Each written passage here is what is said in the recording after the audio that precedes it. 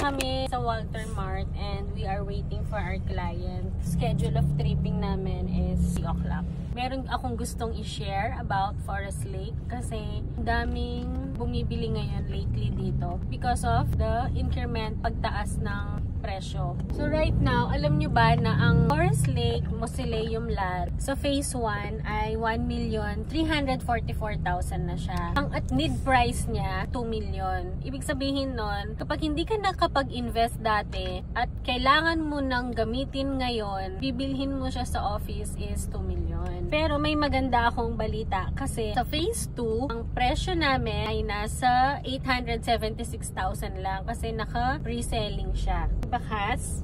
And hindi mo naman kailangan ilabas yung 876,000 kasi pwede itong i-installment for 5 years. And ang maganda nito, if nakita mo yung presyo ng phase 2 is 876 at ang phase 1 ay 1.3, sooner or later, mahahabol niya ang presyo. That's the time na mag-invest tayo kasi nandun pa siya sa below the price or IPO ang tawag sa stock market. Introductory price offer. Ang dami kasing mga investment pero ito, isa din siya sa magandang investment kasi ang bilis ng increment pagtaas ng presyo niya kasi nasa real estate pa rin, lupa pa rin siya. And for interment use naman. So, kung nag-invest ka sa low price, later on, pwede mo siyang ibenta higher than presyo na dati. And kung hindi mo kaya yung mausoleum lot, pwede din kasi yung lawn lot. Kasi for only 50,000, pwede pang installment siya. Nasa 900 pesos per month lang siya. So yun lang, basta kung gusto niyo mag-avail dito sa Forest Lake, isang investment aside sa mga lot only, sa mga subdivision, pwede din ito. Message nyo lang po kami and a-assist po namin kayo.